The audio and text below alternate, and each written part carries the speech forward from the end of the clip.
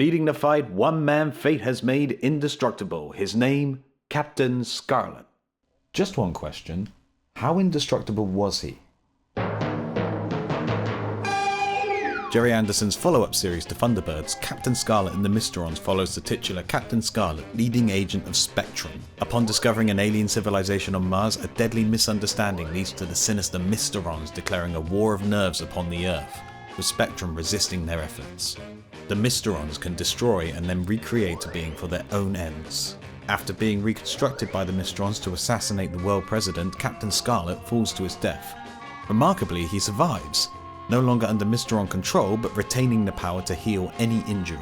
Captain Scarlet, you are still virtually indestructible. The series was constructed around the idea of having a hero that could be killed at the climax of every episode, then return to life at the beginning of the next. This, coupled with the fact that the Mysterons must kill someone in order to reanimate them, leads Captain Scarlet and the Mysterons to having both a much darker tone than the other Super Marionation shows, and a significantly high body count for a children's series. Although the original idea was to have the hero killed and revived every episode, in actuality this plot point wasn't a given. Several episodes end with Captain Scarlet alive and well. I was curious as to how many episodes there were where Captain Scarlet failed to meet his fate, so I did the only logical thing, rewatch the entire series and keep a tally. This time around we'll be focusing much more on crunching the numbers, so I definitely won't be getting sidetracked like I did last time. We'll be following the episode order as per the Blu-ray release, as well as keeping track of Captain Scarlet's deaths. We'll also be keeping track of everybody else's as well, just so we can see how many of those are actually the title characters. In order to keep the numbers somewhat meaningful, we do need to establish a couple of ground rules. 1. All deaths must be on-screen and unambiguous. 2. Human beings and their Mysteron reconstructions count as two different beings for the purposes of our tally. 3. In instances where the Mysterons recreate a vehicle without its crew, the destruction of a recreated vehicle does not count as a death, even if the voices of the former crew are heard. 4. Passengers or crew of destroyed aircraft do not count unless they are shown on screen. The same goes for destroyed buildings.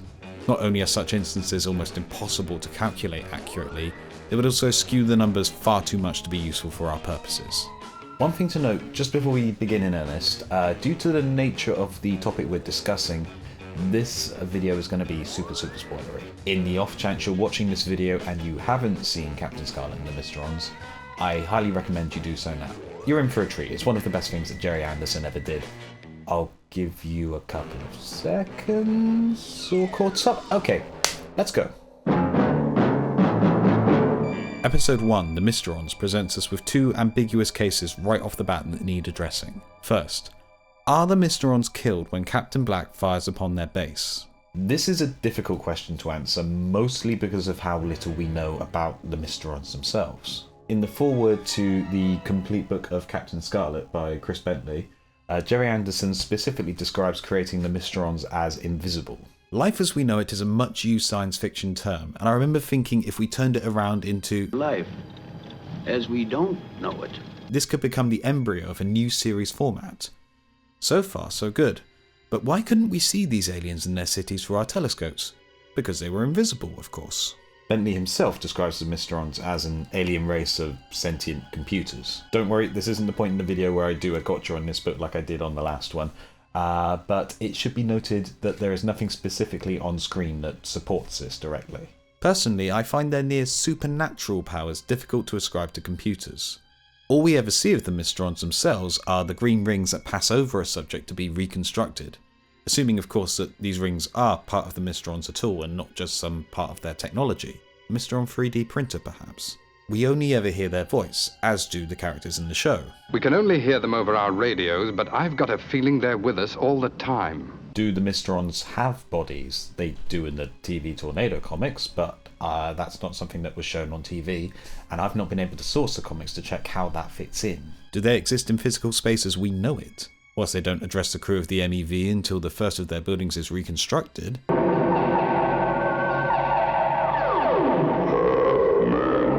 They are able to deploy the beam that does so. There's too little evidence to say definitively one way or the other, so we'll play it safe and say no. Being invisible, by definition, they don't appear on screen. The second thorny question that needs dealing with, is Captain Black dead? He certainly looks like a corpse. and the screen in the titles is set in a graveyard. Throughout the series, Captain Black acts as a Mysteron's agent on Earth, displaying powers far beyond any other reconstruction, and speaking with the Mysteron's distinctive voice. This is Captain Black, relaying instructions from the Mysterons. However, Mysteron agents normally only come into existence as a separate entity to the original after its destruction. This isn't the case with Captain Black, who transforms before our very eyes. There's only ever one of him in the cabin of the MEV. What's more, the Mysterons specifically state that One of you will be under our control. Under our control, as opposed to being killed. New Captain Scarlet is much less ambiguous about this. Captain Black definitely dies on Mars and is then resurrected on Earth. With the lack of evidence in the original series, I'm again gonna err on the side of caution. Captain Black is not unambiguously dead, so therefore he is not dead, at least so far as our purposes are concerned. This then rather interestingly makes Captain Scarlet the first death in the series, along with Captain Brown. And now we have the answer to our question. How many times does Captain Scarlet die? Once, the normal amount of times. He dies in his first scene. The replacement we follow throughout the series is a different being and not the original. Send the part in Captain Scarlet. So, thanks for watching, don't forget to like and subscribe. Okay, joking aside, while the Mysteron reconstruction is physically a different being to the human who loses his life, the plot and the characters in story treat them as the same person. It's great to have you back on duty, Captain Scarlet. It's great to be back. What's more, the reconstruction can remember his life before the accident, although not his time under Mysteron control. The Mysteron Captain Brown becomes the first Mysteron to die in suitably spectacular fashion.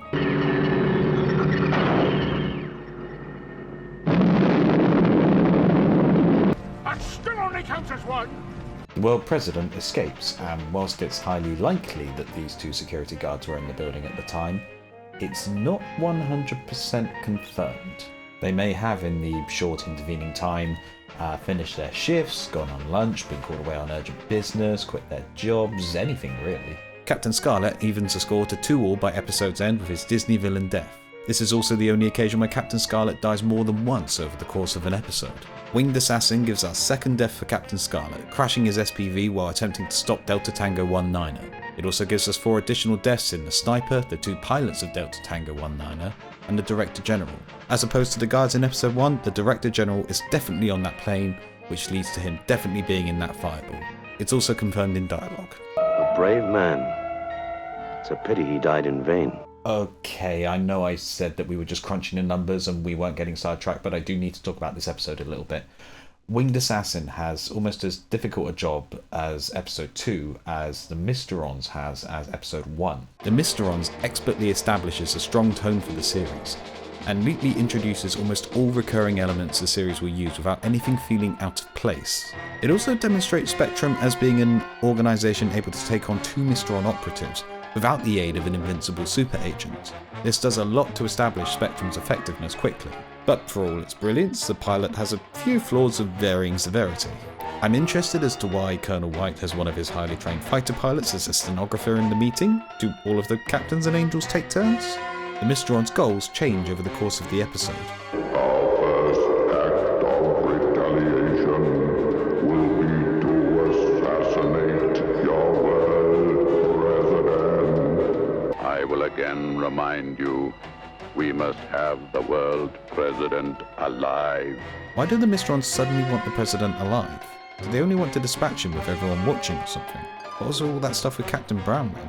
And intriguingly, by episode's end, we still haven't actually met the hero of our show yet. The original dies in the crash, the Mysteron replacement spends most of the time under their control, and subsequently cannot remember the event. The only thing the indestructible Captain Scarlet has actually done so far is sit up in bed. Winged Assassin therefore acts as our introduction to Captain Scarlet, the hero. He goes on his first mission with Captain Blue, as opposed to being shot down by him. We get the first instance of his Mysteron sickness when another replicant is near, and crucially, we see the lengths he'll go to save the day.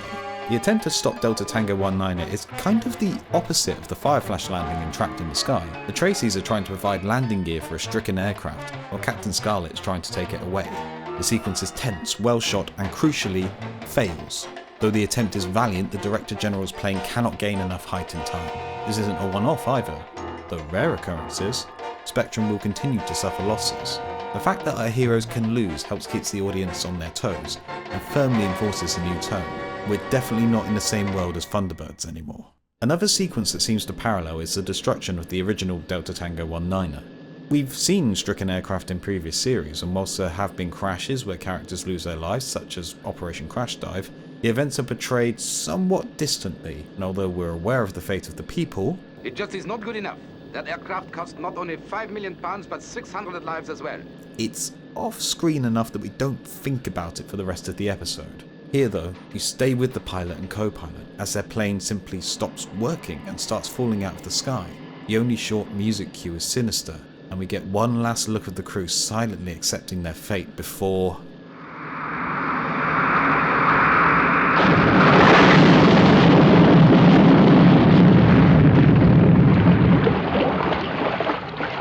To cap the sequence, we get the eerie sight of the reconstructed plane flying over the wreckage of the original. This is perhaps one of the darkest and most striking sequences in the show, and it's always stuck with me. Winged Assassin essentially acts as part 2 of the pilot. It includes everything that episode 1 couldn't fit into its runtime, and demonstrates Spectrum's potential for failure, whereas episode 1 spends a lot of time demonstrating them as being competent and effective. If you were showing the series today for the first time, you might show the 2 episodes back to back as a 2-episode premiere. Right, back to Killing Puppets. Big Ben Strikes Again marks the first episode where none of the guest cast die. This is rare given the Mysterons need to destroy to create their replicants, but it's not a unique event in the series. This episode does give us another Captain Scarlet death where he learns an elevator can't outrun a nuclear bomb. It's not a bomb, it's a nuclear device for civil use. I guess that's me told. I always liked the episode as a kid. I enjoyed the science behind how they find out where the car park is, which actually does more or less work out, give or take half a second. I did do the maths, yes I am a nerd. Point 783 features the most deaths in a single instance in the series, with the human and Mysteronized lorry drivers colliding with Major Brooks and Colonel Storm, enabling the latter two to be reconstructed. Major Brooks then attempts to Captain Brown with about the same success rate. Whilst there are 8 characters shown at the conference, only 3 are shown to be protected before Brooks attacks. However, Captain Blue's later line, and if Captain Scarlet hadn't pressed the emergency button, we would all have been blown to pieces, suggests that there were no casualties.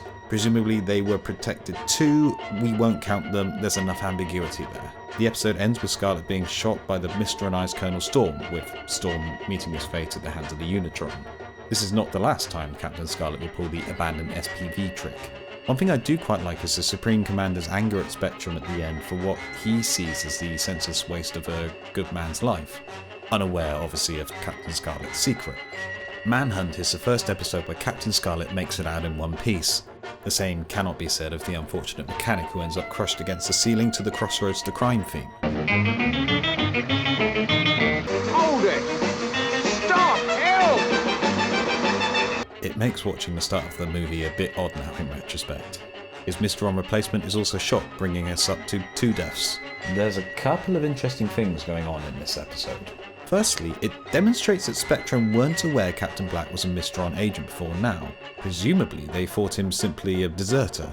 There's also a suggestion of Captain Black's former personality for the only time in the series, of his interactions with Symphony Angel. I am sorry, Symphony Angel. This is something that new Captain Scarlet would absolutely run with, where Captain Black retains much more of his old personality. This culminates in episodes like Best of Enemies. Another thing I find interesting is that Lieutenant Green is seemingly eager to confront Black.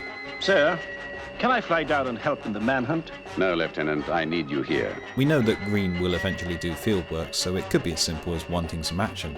But why Black specifically? Does Conrad owe him some money or something?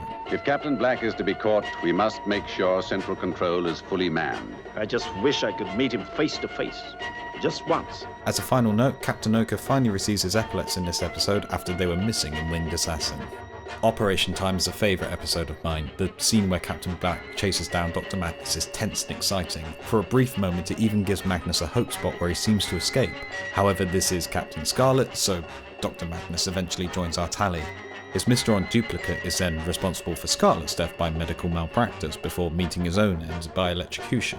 What I quite like about this episode is it's another one that sort of demonstrates Spectrum as being capable without relying on Scarlet. Whilst they send out agents all around the world, the clue is actually solved by an officer reading the paper. Kill time. Kill tiempo. go. Captain Magenta, you're brilliant. What's more, the discovery that Magnus is definitely a Mystron is made not by one of the captains, but by an ordinary member of the medical staff. Kinda makes me wonder what a lower deck style show might look like for Spectrum given some of the insane stuff that happens over the course of the series. Dr. Magnus, consider yourself under arrest. Captain Magenta, you're useless. Renegade Rocket features no death for Scarlet, but does feature the drowning of Major Reeves, followed by his attack on the console operative, and then his deliberate crash to prevent Spectrum from being able to learn the code. This has always been a bit of a weaker episode for me. The ending unavoidably turns into reading the four-letter dictionary. Could the Angels not have attacked the rocket from a safe distance? It's not atomic, about the only thing in the Anderson universe that isn't, so there'd be no risk of fallout. White of Snow starts with the destruction of the TVR-17 and its subsequent reconstruction. Interestingly, this includes reconstructing DJ Bob Lenz, so in this instance, the destruction of the Mystron TVR-17 also counts as a death. The episode also features the drowning of Seaman Soames, whose Mystron replacement dies in the subsequent shootout with Captain Scarlet, who is himself also shot. This has got to be one of the funniest episodes of the series, focused around Colonel White of all characters. When I'm finished with him, he'll wish he'd never been born. Sir, I don't think you appreciate that the man is dead. That's no excuse. Captain Blue taking charge of Cloudbase also gives us an early and far less serious version of Ed Straker. I love how annoyed all the other characters are by him. It should be noted that Captain Scarlet narrowly avoids a second death at the end of the episode. You leave me no alternative. Captain Scarlet, I sentence you to death. However, as you are indestructible, there'd be little point in standing you up before a firing squad. Dismiss. This is apparently something that Colonel White can do. You better watch out, Captain Magenta. Seek and Destroy is an episode light on death, but its one instance is quite memorable. Jackson's curiosity leading to his end at the hands of Captain Black is delightfully cruel, especially seeing as it's not part of the plan at all. Captain Scarlet spends most of the episode in the relative safety of this ditch, whilst the episode focuses on the Angels. The Mr. and I's craft in Primer Grey make an unnerving sight.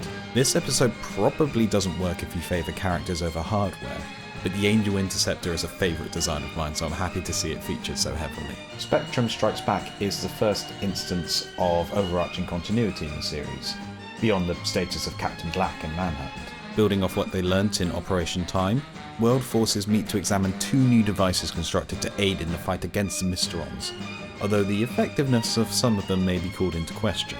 This is the only gun that kills a Mysteron. I don't know, bullets seem to work fine the rest of the time. The Brigadier would have loved them. You know, just once I'd like to meet an alien menace that wasn't immune to bullets. The episode features the same world precedent as in the Mysterons, which is a nice touch, although it does ironically also feature the same puppet that played Dr. Magnus inspecting the Mysteron detector. Captain Indigo becomes the third Spectrum captain to die at the hands of the Mysterons after Scarlet and Brown. His Mysteron replacement is also the only one ever to be dispatched with the Mysteron gun on screen. Two final points. I wonder who's in charge of Cloudbase while Colonel White and Captain Scarlet and Blue are away. Lieutenant Green is blocking the shot here, but it was a captain in previous appearances. Don't tell me it's Captain Magenta. Finally, the password to get to the meeting. I understand I can get a good lunch at the hunting lodge. It seems a little weak to me. What if someone's just looking for somewhere to eat and is just checking a TripAdvisor review? Did they get an invite? Avalanche is another favourite of mine. Fun fact, this episode, along with Inferno and Expo 2068, were written by the voice of Scott Tracy, Shane Rimmer. This is one of the few instances of Lieutenant Green heading out on a mission, and it makes a nice change to the format. General Ward makes a good ticking clock as well as demonstrating the effectiveness of the Mysteron's tactics. It's a war of nerves, trying to provoke the opposing side into paranoid and suicidal action. Another episode where Scarlet survives, we get the death of Eddie before the titles, Joe's death as a result of not doing his job, then 1, 2, 3, 4 staff at Red Deer. I'm afraid he's very dead. As opposed to only slightly dead. Whilst we hear the actual much higher death toll at Red Deer and Caribou. 250 men, Colonel. The whole base went off the air just like that. How many men there, Sergeant? 70, sir. We don't see them on screen, so they stay off our tally. The final death is Eddie's Mysteron duplicate, ending the episode at joint highest body count so far at 7, alongside .783. Shadow of Fear sees an unusual death by telescope for Dr. Breck, whilst his Mysteron replacement is dispatched by Captain Scarlet and Blue. This is also another failure for Spectrum. The 2 staff present in the observatory get added to our tally here. This is the voice of the Mysterons. Oh, I guess they forgot to put the effect on that week. The Heart of New York almost acts as a Mysteron Light episode. Beyond announcing their target, they take a back seat up until Act 3. The plot instead follows 3 criminals who have stolen secret reports on the Mysterons and attempt to use what they've learned to rob the Second National Bank. Their plan seems like it shouldn't work. Wouldn't you expect more security on a specific target? Shouldn't they have said that the Mysterons would attack somewhere else instead? Their plan fails anyway, as Captain Black traps them in the bank before it explodes. It's nice to see the Mysteron detector make a return appearance here, although its usefulness is minimised by Captain Magenta, who, upon hearing that 3 people have information they shouldn't have, lets them pass. Sterling work as usual, Magenta. Fire at Rig 15 is an episode like Seek and Destroy that builds out the logistics of Spectrum. In this case, how they fuel all their wonderful toys. The first death is the main guest character. We hired the best, Jason Smith, who dies doing his job at which he is apparently best. This is another sort of situation we've seen before in shows like Thunderbirds. It's effective to show it in more detail and have it be used by the Mysterons here. The ending sees Jason Smith, the worst, die by car crash. Nasty way to go. And also the first Captain Scarlet death since White as Snow. The scene with Captain Blue and Kinley is nice, but I wonder if the ending with Colonel White is perhaps a little twee? Dr. Fawn, we have a patient for you. An old patient. Give him VIP treatment. He's done a great job. One last thing, how twisting is that road if cutting straight across the desert is a shortcut? The launching is an interesting episode. The twist with the naming of the ship is neat, although it does make you wonder why the Mysteron agent spent all his time loitering around the human President Roberts. The reporter Brand gets quite a nasty plane crash to kick off the episode, whilst his duplicate and Captain Scarlet both learn the dangers of alcohol by episode's end. This ends up being the first episode in the order to use the Spectrum version of the theme song. He's the one who knows the Mysteron game. Lunaville 7 sees another mission for Lieutenant Green. I can't help but notice his cap doesn't quite match his jacket as well as the other characters. It does match his cold weather gear very well though, where it made its first appearance. I wonder, was it only made for Avalanche? Its main purpose in the show is communication, and seeing as he normally mans comms on Cloudbase, he'd hardly need it, along with Colonel White. The Mysteron complex on the moon is interesting. It makes you wonder, was the complex on Mars constructed in a similar manner or for a similar purpose? Are the Mysterons actually from Mars originally? Seeing as some of the vehicles clearly run on tracks, this would make a sick model railway diorama with a difference. The only deaths in this episode are Olsen and the Lunar Controller. What's more, we know these are the only 2 deaths as... You ordered the evacuation of Lunaville 7, sir. Everyone's left. The trap, as with the launching, features a plane crash to kick off events pre-titles and provide Mysteron duplicates of Goddard and Holt. The storm sequence looks cool, and I like how we get to see from Melody's point of view, with visibility poor enough that we buy her self-doubt later on. On the Angels, how big is Symphony's tie? Seriously, it's massive. The Mysteron threat ends up being quite flowery this week. At the appointed hour, as the clock is chiming, the wings of the world will be clipped. I wonder what intergalactic poetry night is like on Mars. Welcome to my Dalek poetry reading. This one is called Daffodils. Exterminate Daffodils! The 2 Mysterons end up gunned down, as does Captain Scarlet, and then buried by the castle. Model Spy features the deaths of the original Helga and Gabrielle in the monotrain crash, but their Mysteron doubles survive. Helga even manages to escape with Captain Black at the end. On this, why do Black and Helga give up Verdun before they vanish? Can they only vanish Mysteron duplicates? Wait, does that mean the car's a duplicate? Crater 101 is the first of 3 episodes that feature no deaths at all. I'm honestly kind of surprised. I mean, this has always been like the big talking point with Captain Scarlet. That said, a death has to have already occurred, as Fraser is under Mysteron control. On this rewatch, it only now strikes me the visual similarity between the lunar outfits here and the ones in UFO. Yes, I know I'm slow. If Moon Fashion doesn't actually end up being silver spacesuits, I'm going to be massively disappointed. Dangerous Rendezvous is the second episode to feature no deaths, but unlike Crater 101, this one can feel a wee bit padded. The characters spend most of the runtime waiting for a phone call from the Mysterons. Further instructions will be relayed to you. This is the voice of the Mr. Is it just me that thinks that signing off that way makes them sound like radio DJs? Maybe that's why they reconstructed Bob Lane in White as Snow. Crater 101 has the exciting glimpses inside a Mysteron settlement and a race against time to escape a dangerous environment. But much of this episode feels like reading a guidebook or one of those mini-albums where they explain the setup. The explanations given aren't 100% convincing either. If I want to contact the Colonel, my cap microphone swings into position. So. Yes, but how does the cap mic know to swing into position? That just raises further questions! On the subject of guidebooks, this is the point in the video where I do a gotcha on Chris Bentley's complete book of Captain Scarlet. Colonel White in the episode states that the Zero-X mission to Mars in episode 1 was the first such mission. I would like to recall man's first survey expedition on the surface of your planet. This means that Captain Scarlet doesn't take place in the same universe as Thunderbirds, as the Zero-X mission in Thunderbirds Are Go was also stated to be the first to Mars. And if this mission is successful, you will be the first men to land on Mars. To be fair, we could surmise as much by the vastly different designs of the two interior sets for the MEV, each one being better designed to suit the frame size available.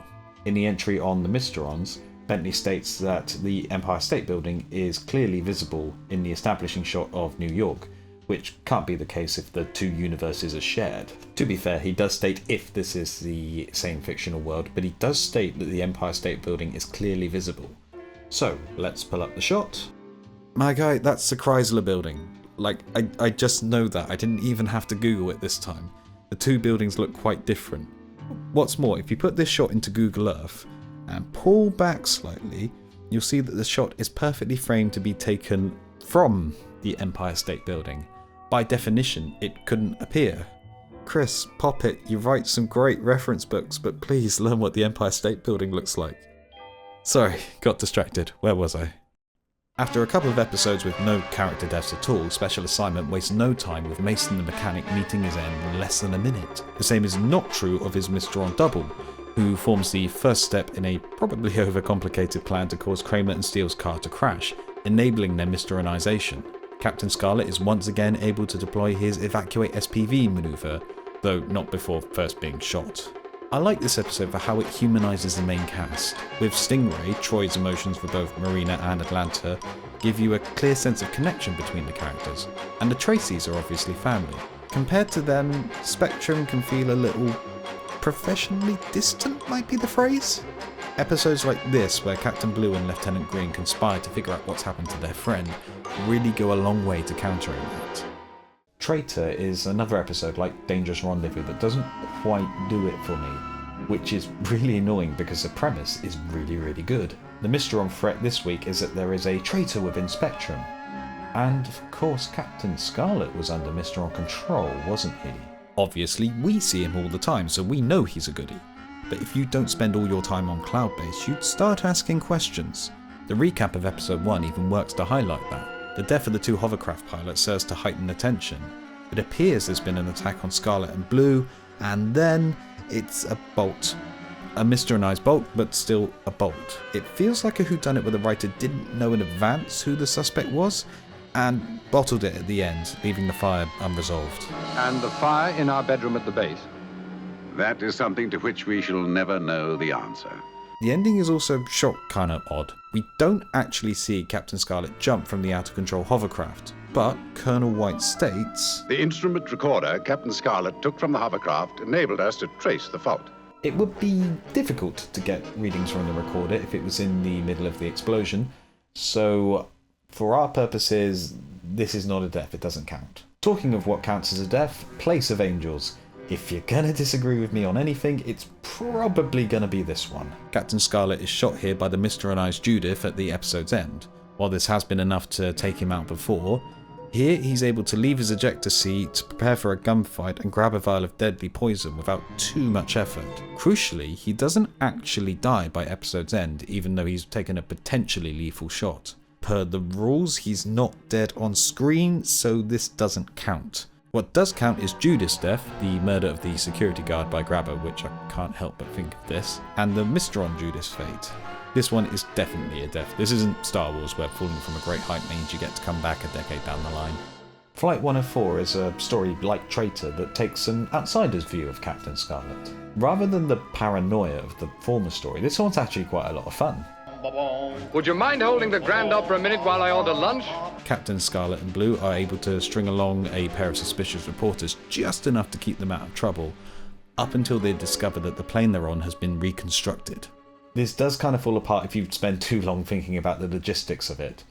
Delta Tango 19er gave itself away when no crew or passengers disembarked the plane when it reached the airport, so Flight 104 can't have been destroyed before it reaches the airport. It would have had to have been destroyed on site. Except, how busy is this airport that a plane could be destroyed on site and have no one notice, especially considering... This is the slack season. The flights are quite often 3/4 empty. This is another episode without any character deaths, but it does feature a death for Scarlet, which can lead to a little comedy out of context. Say, what's the name of the guy at the controls? Just say he's a man. A man doing a job. A great job. Codename Europa features Carney being Bon Jovi'd by Captain Black. It also features Spectrum on a bit of an off day. The Mysterons seem determined this week to achieve their goals in the most bizarre way possible, so they rely on an electronics expert, who can legitimately claim his subwoofers are so nasty they caused an international incident. With but a pair of crocodile clips, you too can break into your nearest military base. For his part, Carney's not trying very hard either. He ultimately gets beat by a tripwire. He's even good enough to leave his to-do list lying about for the heroes to find. This Mysteron agent is one of the most dangerous we have ever faced. He's a bloke with a boombox and a toy plane. I could be this Mysteron agent. All I need is a half-decent suit and my hair back. Flight to Atlantica is the final episode with no character deaths. What it does have is some very good champagne. It's so good Captains Blue and Ochre don't recognise Captain Black face to face. I want me some of that. The Mr. and I champagne allows for our heroes to behave out of character in potentially dangerous ways. Some get justifiable reactions, such as Symphony Angel being allowed behind the controls of a fighter plane, but some can seem a little extreme. Lieutenant Green! If this is some sort of joke, Lieutenant... It's no joke, Colonel. He's obviously not responsible for his actions. I wish that was the worst thing I'd ever done on a Friday night. This all leads up to a very effective sequence towards the end of the episode where Captain Scarlet is caught between shooting down his friend and refusing a direct order from his commander. As the organizer of the champagne party, this is the way you should have arranged it, Captain Scarlet. Yes, Colonel. Bet you anything Captain Scarlet doesn't get to organise the Christmas do this year. Noose of Ice is light on guest character deaths, featuring only Nielsen's death by Snow and his replacement's death by Shock, but also includes one for Scarlet. This is another tricky one. It's close enough that you might not count it on similar lines to Place of Angels. But whereas in that episode, Captain Scarlet was able to leave his ejector seat, prepare for a shootout, recover a vial without too much effort and stays alive on screen, here he visibly struggles in this episode after he's been shot, and his hand seems to give up the ghost after pushing the lever for the heating elements. What's more, there's a clear time jump before his final scene, allowing time for him to die and revive. I'm going to count this one based on that evidence. The tricky cases are coming in thick and fast as we approach the end of the series, with Treble Cross giving us the question, should we count Major Gravener as dying, seeing as he is able to be revived and then take an active role in the story? I'm going to count this one as well. The characters specifically refer to him as being dead in the script. How long has he been dead? I'd say about 20 minutes. Beyond that, Harris also dies in the initial car crash, and both their Mysteron doubles are also dispatched by episode's end. Expo 2068 features our final bona fide death for Captain Scarlet. Don't worry, I haven't forgotten anything. He's in remarkably good condition after that explosion. This episode also gives us the death of the Seneca pilot, as well as the death of the lorry driver and his double. The Mysterons can teleport non-reconstructed things. Man, they really dropped the ball with Verdan, as well as Verdan. Inferno features the final deaths of characters who either aren't reconstructed or about to be reconstructed in the two SKR astronauts. Only the rocket itself is used by the Mysterons in their attack. This is also the last time that Spectrum fails in the series, again not forgetting anything. This is one of those episodes that's really engaging on a first watch due to the atmosphere created, even with Captain Black doing his best Nightcrawler impression. But it falls flat on the rewatch. This is kind of an episode where the characters very excitingly keep watch until it's too late. With other episodes featuring Spectrum's failure, you have sequences like the runway chase in Winged Assassin or the shootout in Shadow of Fear. Whilst the explosion at the end is fun to watch, I don't think it's unfair to call Inferno a story not overburdened with incident. This is definitely not the case with the next episode, Attack on Cloudbase. But again, this one does pose us a complication. Attack on Cloudbase infamously is a dream episode. While packed with action scenes as the Mysterons finally come to Earth, none of it actually happens. With that in mind, it's tempting to write these deaths off entirely. However, Attack on Cloudbase does have the highest body count of the series, and it has some of the most affecting deaths. What we're going to do is we're going to keep these deaths separate and see how they affect the totals at the end. Attack on Cloudbase is probably the most character-focused episode of the series, even though the characters are all exaggerated. This can lead to some scenes with unusual interactions. Captain, if ever we do get out of this alive... Sir? Get your haircut, will you? What is the subtext between these two here? I remind you, this is Symphony Angel's subconscious dreaming this for her. What does she think is going on with her colleagues? He's a wonderful man. Paul, my love, you could do so much better than him. It also gives everyone's favourite sequence. 16, 17, 18, look at that, 19, 20, 21. Oh, look at the size of this one. He's our dyscalculate, goofy guy, and I wouldn't have it any other way. One very notable thing about the deaths in this episode is that they're all of regular cast members. No guest character puppets appear at all, disregarding the Mysteron sources. The first to go is Rhapsody Angel upon meeting one of these craft. Following her is Captain Scarlet. He's really dead. Permanent. Final. Absolutely dead. Then in quick succession, Dr. Thorne, Captain Magenta, Destiny, Harmony and Melody Angels, and finally Lieutenant Green. Captain Blue and Colonel White almost certainly die when Cloudbase crashes, but this isn't shown on screen. The final episode of the series, The Inquisition, is a clip show as per Anderson tradition. Impressively though, it does manage to have a body count. The setup for this one, Captain Blue being captured and interrogated for information, is quite a neat way of using a clip show. Blue's constant questioning leads him to figuring out what's happened and eventually preparing to give his life to keep Spectrum's secrets. Stop him! I'm going to tell my kids this was the Truman Show. We only see two Mysteron agents in the replica Cloudbase, both of whom are the series' final deaths as Captain Scarlet saves the day one last time. So, after all of that, what do we have? It's time for some maths. Disregarding Attack on Cloudbase for a moment, Captain Scarlet and the Mysterons features its lead character dying 15 times in 14 episodes across a 32-episode series. Rounding to the nearest percent, that means 41% of the show's episodes feature Captain Scarlet dying, that number rising to 44% including Attack on Cloudbase. My initial gut instinct was that that number was going to be higher, considering it's kind of foundational to the series and it's important enough to put into the opening credits every week. Leading the fight, one man fate has made indestructible. There's a huge concentration of them towards the start of the show, with 7 deaths happening in the first 8 episodes. There's another cluster around the middle of the series, before becoming much more spread out as the series continues. This may obviously change depending on what order you watch the show in. Looking at guest character deaths, the show features 77 on-screen character deaths, disregarding Attack on Cloudbase. This means Captain Scarlet's deaths account for 15% of all deaths rounded to the nearest percent. Including the extra 7 deaths and Captain Scarlet's own death in Attack on Cloudbase doesn't change this. Without Attack on Cloudbase, this gives the series an on-screen body count of 91. Including Attack on Cloudbase, that number rises to 99. In both cases, rounding to the nearest integer, this gives each episode of Captain Scarlet an average of 3 deaths each. These numbers do kind of show that Captain Scarlet and the Mysterons is a much darker show than the Super Mario Nation shows around it, but sometimes I feel that if we hyperfixate on the darkness or an element of it, as we have done for this video essay, we run the risk of not seeing what else the series has to offer. On this rewatch, I was struck by how funny the show could be at times. I mean, I try. The show is arguably the most progressive of any of Anderson's puppet shows. For example, including Black and Asian characters as equal members of the main cast throughout the series. and the Angels making good on the groundwork characters like Lady Penelope laid out for them. There's a sense of world unity, although clearly tested at times, that same hopeful spirit of humanity pulling together against a greater evil. If all the show was dark, I doubt we'd still be talking about it nearly 60 years later. There's still that very Anderson utopian dream of a better world out there. It's just that dream has been shifted through the lens of an outer space war.